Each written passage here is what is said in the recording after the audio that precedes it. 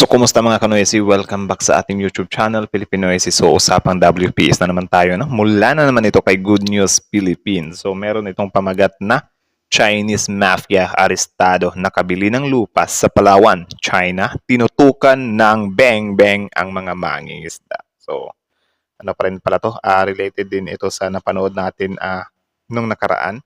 So, yun, bago natin simulan, Good News Philippines, supportahan nyo yan. Tapos, syempre, kung trip nyo ng mga ganitong reaction video, may kasama kayo manood.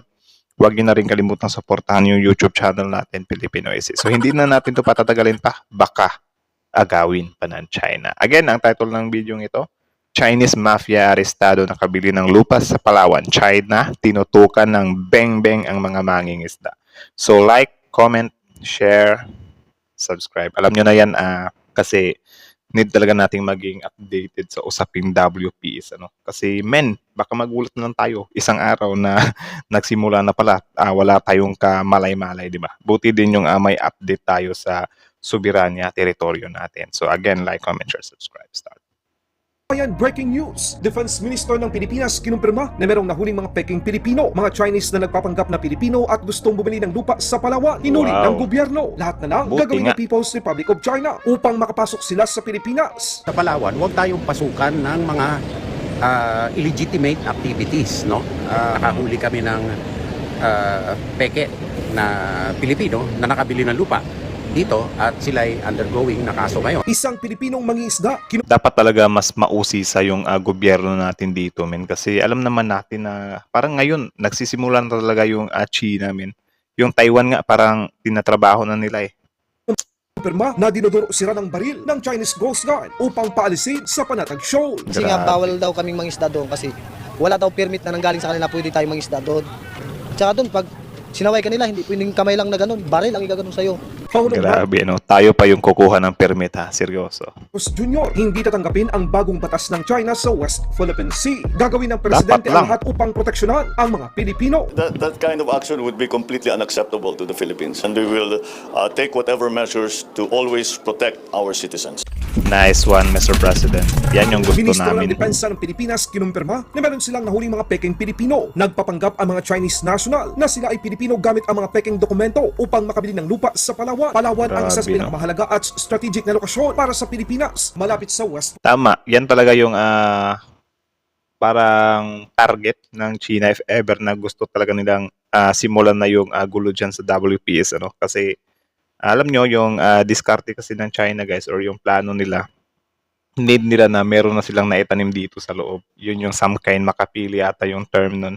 Yung mga magta-trader sa atin balang araw if ever na nagsimula na ngayon China. Parang may aatake sa labas, may aatake din sa loob. So, gulo talaga yun, di ba? So, dapat talaga tayo dito, mag-iingat tayo, min. Huwag tayong basta-basta porket may pera. Sige.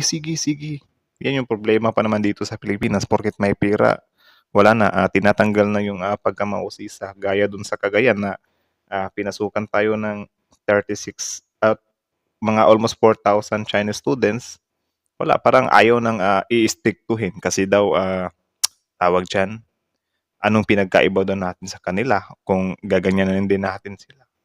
Diba? Nag-aaral lang naman sila. Pasalamat pa nga daw tayo kasi nag-aaral dito. Di naman yan yung usapin talaga dito. Yang sa atin lang naman, cautious tayo kasi alam naman natin kung gaano katuso tong China eh. Yun lang naman eh. So sana yung mga nasa gobyerno talaga ay maging cautious tayo, baka pagsisihan natin yan balang araw. Hindi ko sinasabi yung mga Chinese students doon sa Cagayan na nabayaran yung mga namamahala doon na. Wala akong sinabing ganun. Mga ano lang yun, mga hunch lang din yun or parang tawag dyan, speculations lang din ng mga netizens. So, prove us wrong. So, deserve din naming malaman ang katotohanan or yung investigation talaga ba or yung thorough investigation sa mga Chinese students na yan para naman makampante kami, di ba? Okay. Philippine Sea, lalo na sa nasasakupan ng bansa na kabahagi ng Calayan Island Group at Sulu Sea. May maitim na balak talaga itong People's Republic of China dahil posibleng sila ang nasa likod ng pagpupondo sa mga nagpapanggap ng mga Chinese national bilang mga Pilipino sa Palawan para makabili ng lupa at makakuha ng impluensya. imbis na mangamba tayo, magkaisa tayo, natutulan ang illegal na mga gawain Tama. ng mga Chinese sa West Philippine Sea. Ano? At magpakatatag din tayo, nabantayan na dito mismo sa Palawan, huwag tayong pasukan ng mga illegitimate activities. No? Tama. Lalo na nakahuli kami ng peke na Pilipino na nakabili ng lupa dito at sila ay undergoing na kaso ngayon. O paano maipapaliwanag yan ng mga Filipino pro-China? Ano yan, bulag-bulagan pa rin ba kayo sa isyung to na may nahuli nga na fake Pilipino? Di ba? Gising din.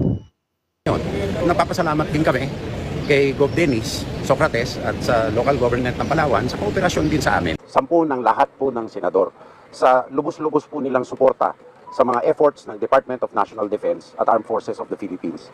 At kami po ay gumagaang ang loob dahil sa mga continuing assurances ng suporta, hindi lang po ng Senado, kung hindi sa buong Kamara. Alam niyo po, ang Senate ay may special relationship sa Executive Department in regard to foreign relations and external defense. Dahil sila po ang nagko-concur sa mga tratado na pinapasukan po ng Pangulo. So it shows that the Constitution places emphasis on the Senate as the legislative branch principally involved in foreign relations. Ngayon po, kami po ay nananalig din sa suporta ng Senado sa mga darating na reciprocal access agreements sa Japan Yun. at ang SOFA po natin na mga ginagawa Di ba senador yung nasa likod, guys? sa iba't iba pong mga bansa. Kami po ay nagpapasalamat din sa tiwala ng Senado sa liderazgo ng Armed Forces, DND. Ang Armed Forces Smile. po sa pangunguna ng no less ng ating Commander-in-Chief, Pangulo President Ferdinand Marcos Jr. Mga ganun. This is an example na kailangan ho natin ang whole of nation approach. Hindi lang executive, hindi lang legislative. Kung hindi buong Pilipinas po kailangan tumayo at harangin ang ginagawa na illegal ng China. Nakitang-kita naman. Kaya nga eh. Ito talaga yung greatest na panawagan, ano? Na yun, tayong lahat mga Pilipino magkaisa tayo. Ang pangit dito, ginagawa na ng paraan ng gobyerno natin para ma-resolve yan or mabawi talaga natin yan. Tapos malaman-laman natin dito sa loob may magrarally against sa ginagawa ng gobyerno. Like seryoso, men. Seryoso ba yan? Huwag naman kayong ganun, hoy. Natin dito, kanilang ginagawa. This is a fact and it cannot be denied or glossed over. The evidence speaks for itself. Wala po silang karapatan na maiwan dyan, ngunit sa lakas lang ng kanilang puwersa, ginagawa po nila. Kaya ang buong mundo ay hindi sumasang-ayon sa kanila. Some countries more vociferous than others. No? Pero Ganun. dahil po sa pagpatayo ng Pilipinas na nabigyan na ng liwanag ang katotohanan na illegal ang ginagawa ng China. Boom. Kaya po kailangan sama-sama po tayo, kasama na rin po ang mga kapatid natin sa media, upang ihayag ang katotohanan. Kung hindi, hindi naman pinaglalaban po namin ang sarili po natin. Kaya Tama. po Pag-asa Island ito. Sa ibang balita naman, isang mangingisdang Pilipino ay binunyag sa isang pahayagan ang kanilang di makakalimutang karanasan sa panatag show. Ang turing daw sa kanila ng mga Chinese Coast Guard ay parang hayo, hindi kamay ang ginagamit sa kanila upang batiin at paalisin. Sa katubigang sakop naman ng 200 nautical mile exclusive economic zone ng Pilipinas, ayon kay Grabe, Kuya JR, baril ang itunutok sa kanila ng Chinese Coast Guard upang sila ay paalisin sa Scarborough o Panatag Shoal. Hinahanap ng Chinese Coast Guard ang permit Tapos yan, ang gusto nyo, wala pa rin tayong gagawin dyan. Ibigay pa rin sa China. Seryoso. sa mga mangingisdang Pilipino para makapangisda sa lugar. Nakawawa ang maglalaot sa Scarborough Shoal, parang hayop na itinataboy. Grabe, Halos no? hindi ka duruin ng kamay, baril ang iduduro sa'yo doon. Ganong katapang ang mga China. Nung time po kasi nung Lunes ng hapon, naglipat kami ng punduhanan namin para kasi medyo mahangin, malaking gulong, malaking alon, kaya nagtago kami sa medyo malinaw. Ay yung nagtabi na kami ng Coast Guard na isang bangka. Dumating na ngayon yung China Coast Guard na nga malaki, binubusinahan kami. 10 bis siguro nagbusina, tapos mamaya-maya binaba na yung rubber boat. Pinapauwi niya na kami. Kasi nga bawal daw kaming mangisda doon kasi wala daw permit na nanggaling sa kanila, pwede tayo mangisda doon.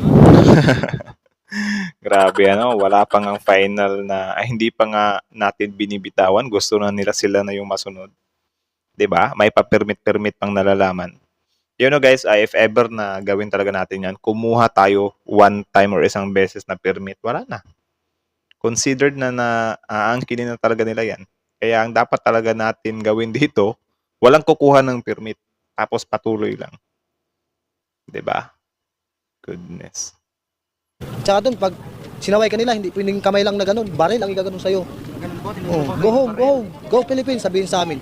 Siyempre kami naman po, walang kalaban-laban. Uwi na lang po kami para hindi kami masaktan. Lugi nga po sir eh. Kahit ano, walang mayo sa pamilya. Baka yung grocery lang ng may pamigay, yun lang magitbit namin. Talagang wala talagang kita. Yung kaso po, nagtrudo po kayo, you know, para mapunta po doon. Opo. Nabawi yun. Ay hindi po, laki ng konsumo nun. Sa mga 250,000 ang konsumo nun. Tapos gumagastos pa sila ng gasolina nila or crudo ba yung nilalagay dyan. Kawawa, di ba? Nakikipagsapalaran dyan tapos pinapaalis na parang hayop. Payag ba kayo na ganyanin tayo ng China ng mahabang panahon if ever na ma-acquire talaga nila yung WPS na yan? Di ba? Nalugi po yun. Lugi Walang po, wala. papayag. Hindi siya kumita ng halos 40,000, hindi pa bininta.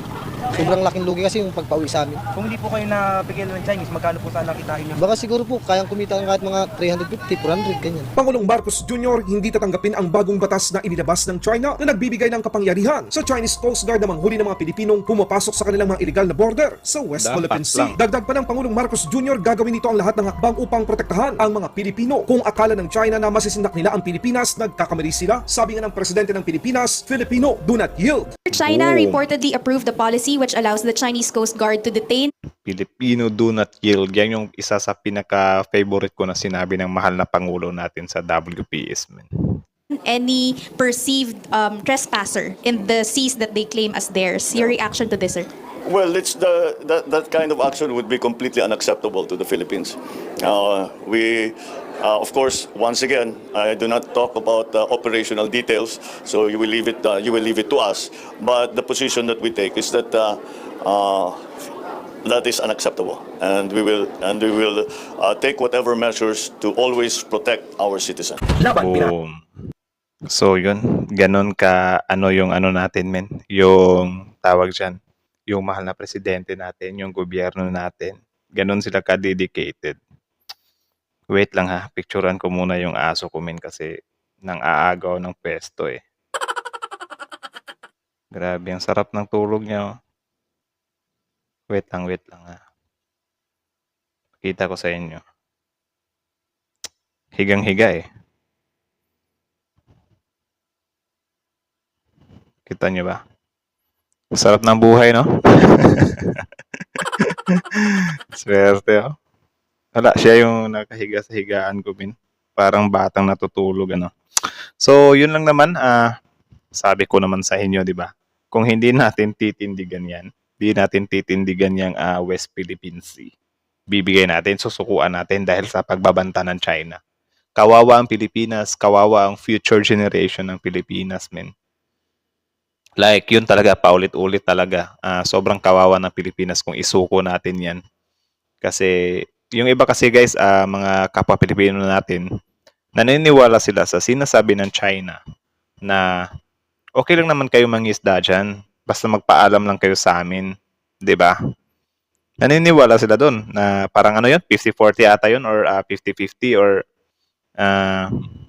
siya China na daw yan. Pero, yun nga, need natin kumuha ng permit or kumuha ng permiso or magpaalam sa kanila. Tapos yung mga ibang Pilipino naman, okay, magpaalam na lang tayo. Papayagan naman pala tayong mangisda eh.